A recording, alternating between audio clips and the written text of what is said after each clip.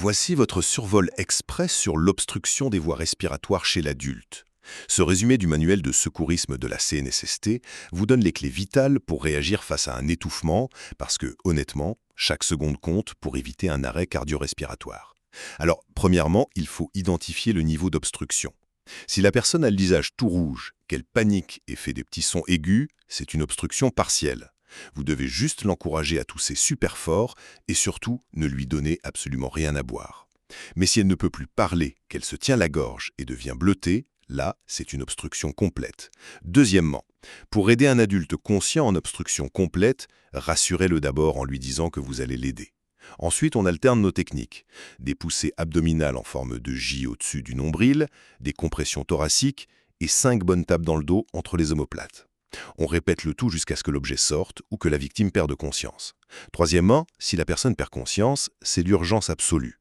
On l'allonge sur le dos, on appelle le 911 et on demande vite un défibrillateur. Sans respiration normale, on commence direct par 30 compressions thoraciques. Après, on ouvre les voies respiratoires, on regarde dans la bouche et attention, on retire l'objet uniquement si on le voit très clairement. Si c'est fait, on donne 2 insufflations et on continue la RCR jusqu'à l'arrivée des secours. Pour résumer, bien distinguer une obstruction partielle d'une complète dicte toute votre action. On encourage l'atout ou on applique vigoureusement les techniques de dégagement. Et pour vraiment maîtriser ces manœuvres vitales, je vous invite à écouter notre épisode complet sur ce sujet précis qui suit à l'instant même dans votre liste de lecture. Bienvenue dans ces nouveaux décryptages. L'objectif d'aujourd'hui, c'est de s'attaquer à un sujet qui, espérons-le, ne servira jamais concrètement à quiconque écoute. Mais si ça arrive, ça fera littéralement la différence entre la vie et la mort. Ouais, c'est clair. C'est le genre de savoir qu'on préfère garder dans un tiroir. Exactement. Alors, aujourd'hui, on passe au crible un document de référence incontournable en matière de santé et sécurité. C'est la 9e édition du manuel de secourisme en milieu de travail de la CNST. Un manuel qui est quand même assez dense, on va se le dire. Très dense, oui. Mais la mission de cette plongée approfondie, c'est de se concentrer, avec une précision vraiment chirurgicale, sur un seul segment, le fameux chapitre 9. Le chapitre sur l'obstruction des voies respiratoires. En gros, l'étouffement. C'est ça. On va examiner de près les protocoles médicaux. Le 9.1 pour l'adulte conscient et le 9.2 pour l'adulte inconscient. Le but, c'est de transformer une situation d'urgence qui est toujours perçue comme un chaos total et viscéralement terrifiante en une séquence d'actions super claire, maîtrisée et méthodique. C'est un programme absolument essentiel en fait. L'objectif de ces protocoles, c'est vraiment d'harmoniser les actions d'un secouriste improvisé ou formé en entreprise avec celles des services préhospitaliers qui vont prendre le relais ensuite. Ouais, pour qu'il n'y ait pas de cassure dans la chaîne de survie. Exactement. Le chapitre 9 aborde une mécanique fondamentale de notre biologie. Il est crucial de comprendre intimement ce qui se passe sur le plan physique, à l'intérieur du corps, pour pouvoir réagir adéquatement et surtout sans la moindre hésitation. Ok, décortiquons ça.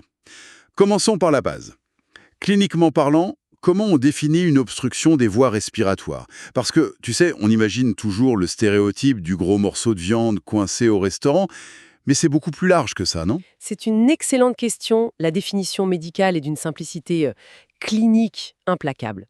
C'est la langue ou un corps étranger qui bloque le passage de l'air vers les poumons. Rien de plus, rien de moins. L'air ne passe plus, point. Voilà, l'air ne passe plus. Mais les causes de ce blocage peuvent être multiples et souvent très surprenantes. Évidemment, il y a le corps étranger classique, comme un aliment mal mastiqué, mais l'obstruction peut aussi provenir d'un spasme sévère. Un spasme. Ouais, ce qu'on appelle un œdème, provoqué par une réaction allergique par exemple. Ça gonfle et ça ferme le passage. Elle peut aussi être causée par des fluides corporels. Comme quoi? Des sécrétions denses, des vomissements soudains, ou même du sang s'il y a un traumatisme sévère au visage. Et de façon beaucoup plus insidieuse, chez une personne inconsciente qui se retrouve couchée sur le dos, la cause principale et la plus fréquente de l'obstruction, c'est sa propre langue. Attends, sa propre langue? Simplement à cause de la gravité. Exactement. C'est de la pure physique.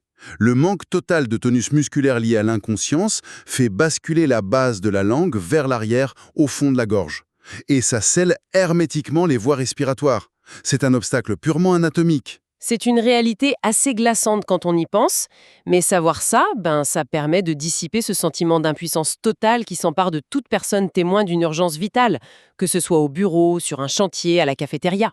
Comprendre le mécanisme ramène le contrôle. Tout à fait. Alors, explorons la première étape cruciale de cette analyse, l'anatomie de l'obstruction et la reconnaissance immédiate des signaux. Médicalement, le manuel fait une distinction absolue entre une obstruction partielle et une obstruction complète. C'est le diagnostic visuel et auditif primordial. Cette distinction binaire va dicter l'entièreté de l'intervention qui va suivre. C'est simple, si on se trompe à cette étape, on risque d'aggraver la situation. Alors, commençons par le scénario de l'obstruction partielle. Imaginons une scène classique. La cafétéria de l'entreprise est bondée, c'est bruyant, et soudain, un collègue se lève brusquement. Il étouffe, mais on remarque qu'il y a encore un passage d'air. Il tousse violemment, son visage devient rouge foncé, la panique se lit vraiment dans ses yeux. Ouais, on voit très bien le tableau. On entend des bruits respiratoires anormaux, des sortes de sifflements aigus. Il a du mal à parler, mais l'air circule encore, même de façon très minimale. Quelle est la réaction appropriée face à ça? Ce qui est fascinant ici, c'est la directive stricte de non-intervention physique qui accompagne ce tableau clinique. Non-intervention, on ne fait rien. Face à une obstruction partielle, tant qu'il y a de bons échanges gazeux, la consigne est catégorique. La seule action à entreprendre est d'encourager verbalement la personne à tousser. C'est tout. Juste lui parler. Juste l'encourager. Il faut comprendre que la tousse humaine est un mécanisme de défense biomécanique extraordinairement puissant.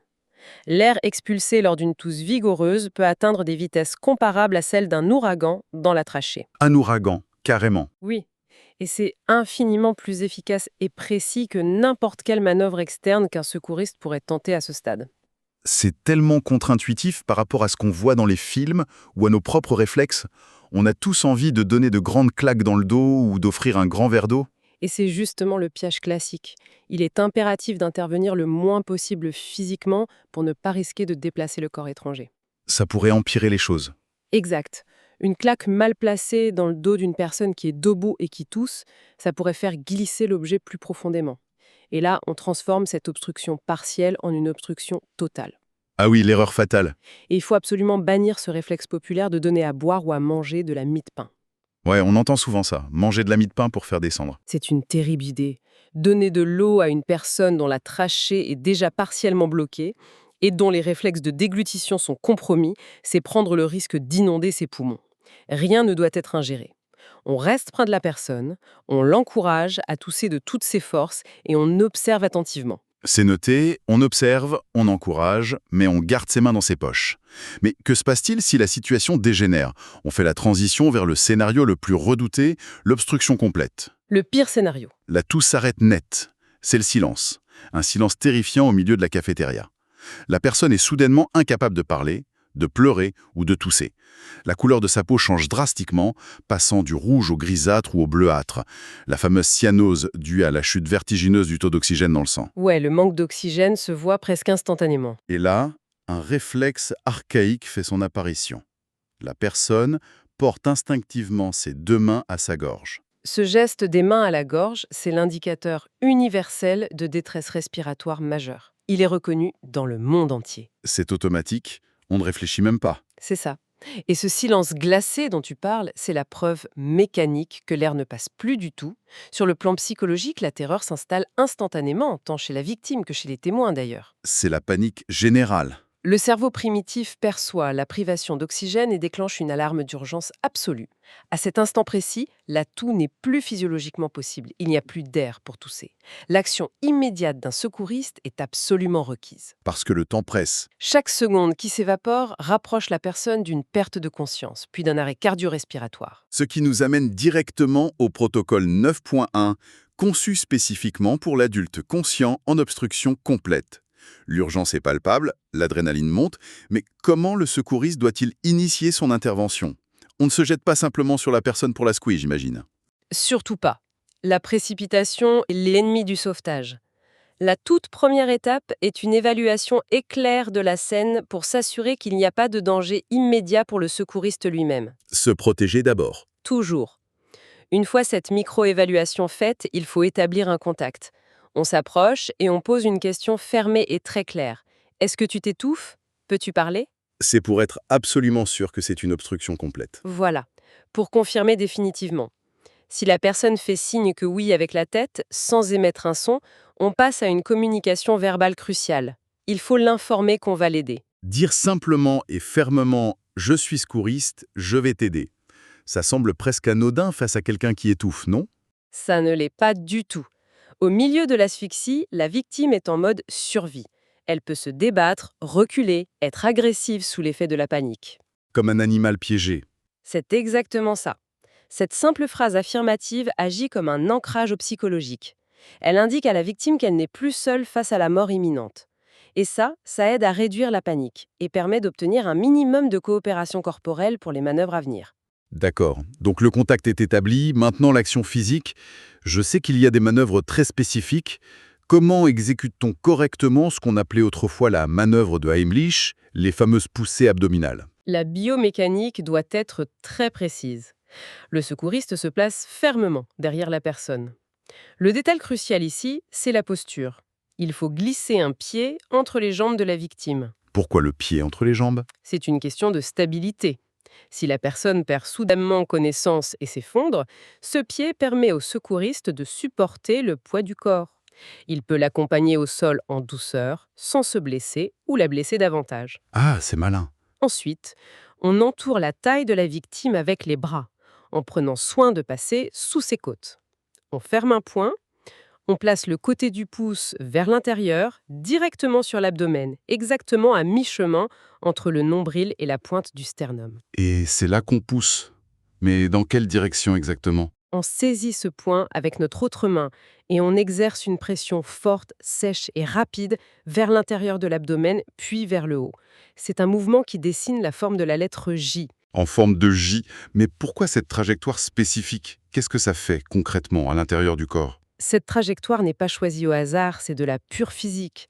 En poussant brusquement vers l'intérieur et vers le haut, on vient comprimer brutalement les organes de l'abdomen contre le diaphragme. Tu sais, ce grand muscle en forme de dôme sous les poumons. Oui. Ce choc repousse violemment le diaphragme vers le haut, à l'intérieur de la cavité thoracique.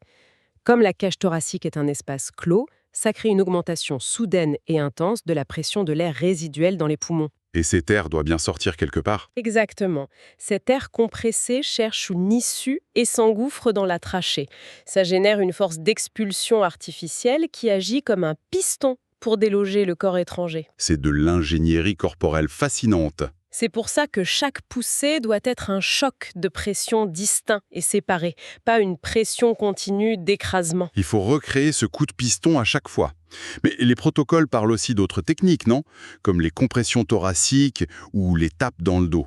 Comment on intègre ça? Oui, les tapes dans le dos utilisent une autre force, la gravité alliée au choc cinétique. Le secouriste se place légèrement sur le côté, soutient fermement le thorax de la victime d'une main et la penche franchement vers l'avant. Faut vraiment la pencher en avant. C'est essentiel pour que la gravité aide.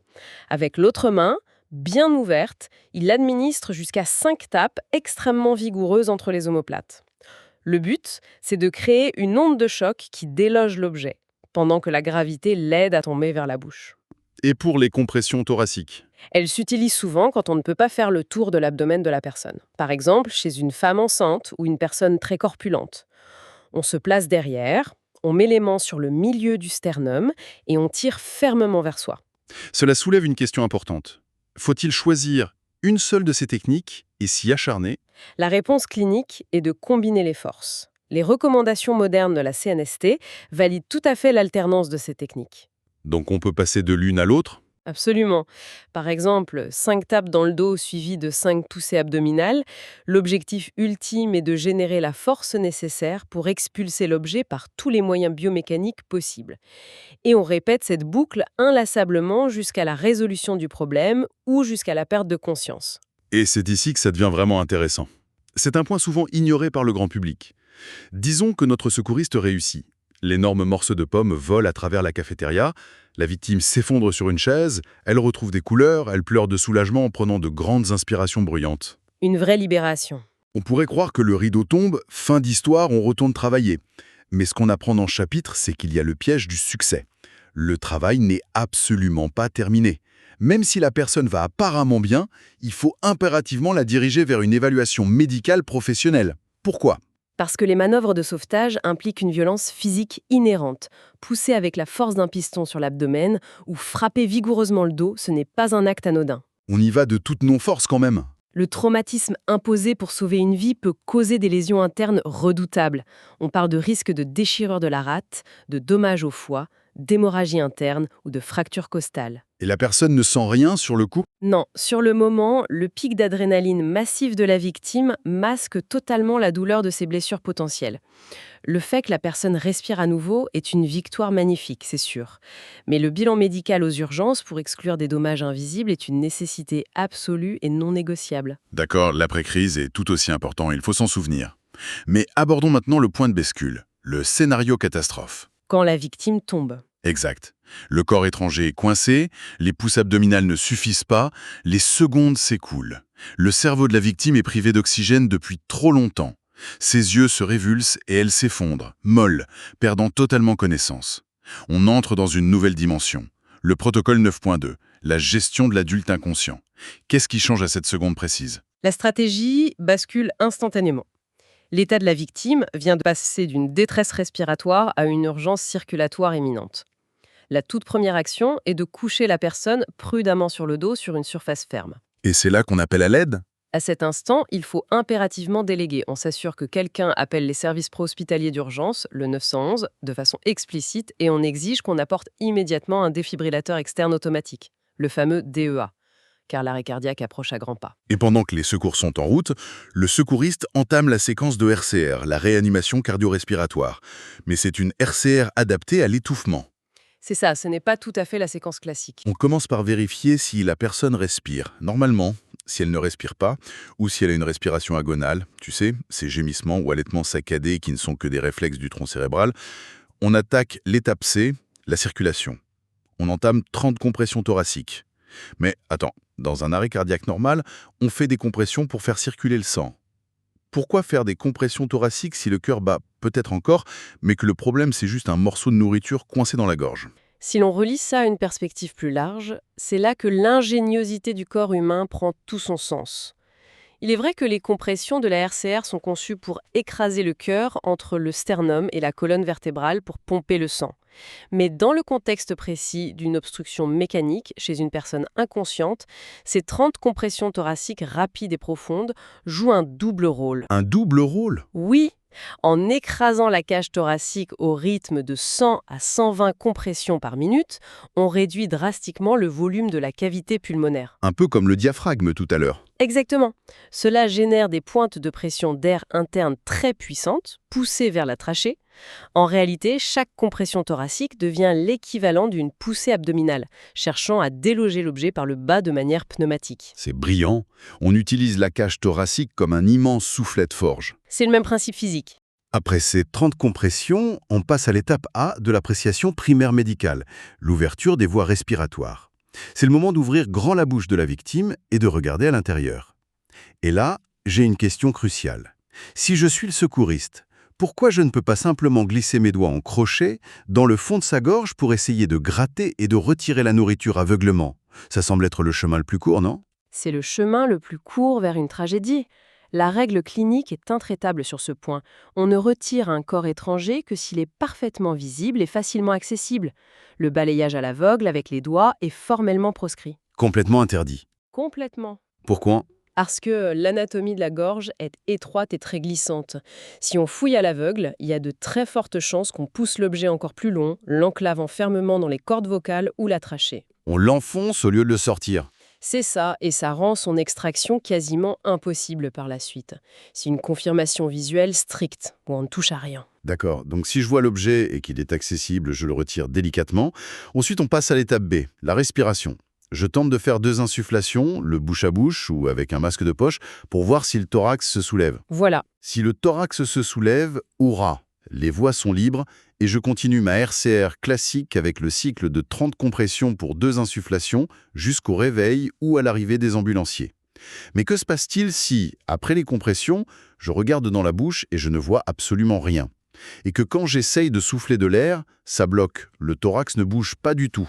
C'est la confirmation que l'obstruction persiste de façon tenace. Dans ce cas, la procédure est implacable. Il ne faut surtout pas s'acharner à souffler de l'air qui n'ira de toute façon nulle part. On ne force pas le souffle. Non, Il faut repositionner la tête pour s'assurer que l'alignement est correct, tenter une nouvelle insufflation, et si ça bloque toujours, on n'a pas le choix, on recommence immédiatement la boucle. On retourne faire 30 nouvelles compressions thoraciques intenses. On reprend le souffle de forge. Exactement. C'est ce cycle ininterrompu, compression puissante pour créer la pression pneumatique, vérification visuelle prudente dans la bouche, tentative d'insufflation qui finira par faire céder le blocage. On maintient cet effort physique colossal jusqu'à l'expulsion de l'objet ou la prise en charge médicale. C'est un effort marathonien pour le secouriste. Il y a d'ailleurs une nuance extrêmement importante dans les protocoles de la CNST qu'on se doit d'aborder. On a parlé d'ouvrir les voies respiratoires en basculant la tête vers l'arrière et en soulevant le menton. C'est la méthode standard. Mais imaginons un scénario industriel complexe. Un accident de travail. Oui, on est dans une usine bruyante, un ouvrier sur une échelle s'étouffe soudainement avec une gomme à mâcher. Il panique, perd l'équilibre et fait une chute de 2 mètres sur le sol en béton. Aïe, le double accident. Il est inconscient, il ne respire pas, il a la gorge bloquée, mais il vient de subir un choc violent. On ne peut pas simplement lui tordre le cou vers l'arrière pour l'intuber ou faire du bouche à bouche, n'est-ce pas? Exactement. C'est le scénario cauchemardesque où l'urgence respiratoire se superpose à une urgence traumatologique majeure. Le pire des deux mondes. Si un secouriste soupçonne un traumatisme à la tête, au cou ou à la colonne vertébrale suite à une chute ou un impact, la règle de base de l'ouverture des voies respiratoires change dramatiquement.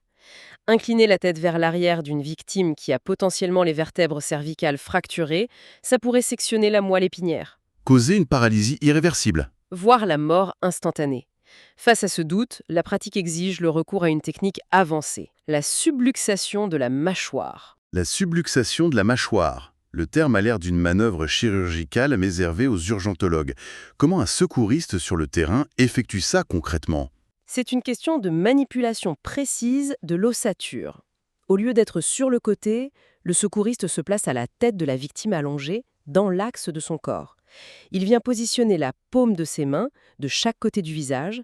Ensuite, il place ses doigts, particulièrement l'index et le majeur, derrière l'angle de la mâchoire inférieure, juste sous les oreilles. Et là, on pousse. Et là, le mouvement consiste à pousser la mâchoire inférieure directement vers le haut et vers l'avant. Le tout sans faire basculer le crâne d'un seul millimètre. L'objectif est de déboîter légèrement la mâchoire pour entraîner la langue vers l'avant et dégager le fond de la gorge, tout en maintenant un alignement cervical absolu. C'est une manœuvre qui semble exiger une concentration extrême. Surtout qu'il faut la maintenir manuellement pendant toute la durée de la réanimation, même quand on essaye de souffler de l'air. C'est en effet très exigeant physiquement et mentalement pour le secouriste. Mais cela illustre parfaitement l'importance vitale de l'évaluation initiale. Comprendre l'environnement et la cinématique de l'accident permet d'adapter la biomécanique du sauvetage pour ne pas empirer la situation. Alors, qu'est-ce que tout cela signifie si on prend un peu de recul sur cette incroyable somme d'informations issues du chapitre 9? L'essence même de ces protocoles réside dans la clarté de la transition. Gérer l'étouffement, c'est d'abord une reconnaissance fulgurante du problème. Différencier la personne qui a besoin de tousser de celle qui est en train de se noyer en plein air dans le silence. C'est la première grande décision. C'est ensuite l'exécution logique d'une escalade de force. On passe de l'assistance biomécanique par des pressions abdominales intenses chez l'adulte conscient à une adaptation ingénieuse de la RCR, transformant la cage thoracique en pompe à air dès que l'inconscience frappe. Et la véritable valeur de cette connaissance, c'est sa capacité à structurer le chaos. L'instinct naturel face à une suffocation, c'est l'agitation désordonnée. Ces protocoles canalisent cette énergie de panique en une action méthodique et salvatrice. Ça donne un plan d'action. En dictant des étapes cliniques rigoureuses, le savoir permet aux secouristes d'être la digue contre la tragédie. Et comme le rappellent toujours les principes de base, cela ne fonctionne que si l'intervenant gère son propre stress et assure sa propre sécurité d'abord, pour éviter de devenir lui-même une victime. Et c'est justement cette question de la gestion du stress qui nous amène à une pensée fascinante en clôture de cette analyse détaillée. On vient de passer un long moment à disséquer le corps humain comme un incroyable système physique. Avec ses tuyaux et ses valves. Régi par des principes de pression, de fluides et de levier, oui, on a parlé de la mécanique vitale. Mais la véritable inconnue qui détermine le succès dans ces quelques minutes critiques, ce n'est pas seulement l'anatomie, c'est l'esprit humain. Le facteur psychologique. Il y a un angle qu'on aborde rarement, c'est la charge psychologique massive qui pèse sur les épaules du secouriste improvisé. Tenir la vie d'un collègue de travail entre ses mains, appliquer une violence physique nécessaire pour le sauver et gérer l'effroyable effet tunnel généré par la montée d'adrénaline. Ça laisse des traces. Les recherches actuelles s'intéressent de plus en plus au syndrome de stress post-traumatique des secouristes en milieu de travail, même quand l'intervention est un succès total.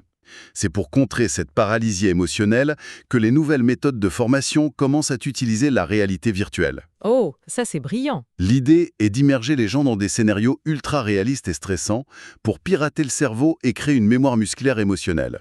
Afin que le jour où ce silence terrifiant s'installe à la cafétéria, le corps sache quoi faire avant même que la panique n'ait le temps de s'installer. Transformer la peur en réflexe. Une réflexion profonde sur la nécessité de préparer notre psychologie tout autant que nos mains. À méditer, assurément. D'ici notre prochaine exploration. Les informations présentées dans cet épisode sont offertes à titre informatif et pédagogique seulement. Ce balado ne remplace pas une formation officielle en secourisme en milieu de travail, reconnue par les autorités compétentes. Pour obtenir une certification valide, il est essentiel de suivre un cours accrédité auprès d'un organisme reconnu. Le contenu de ces épisodes est élaboré avec soin, en s'appuyant sur les standards actuels du secourisme et produit avec l'aide d'outils d'intelligence artificielle. Malgré toute l'attention portée à l'exactitude des informations, certaines imprécisions peuvent survenir. Ce balado ne constitue pas un document officiel reconnu par la CNESST ni par des organisations telles que Cœur et AVC, la Croix-Rouge ou toute autre autorité réglementaire. Notre objectif est simple, vous aider à réfléchir, réviser et approfondir vos connaissances en secourisme dans un format accessible et complémentaire à votre formation. Merci d'être à l'écoute et surtout, continuez à vous former.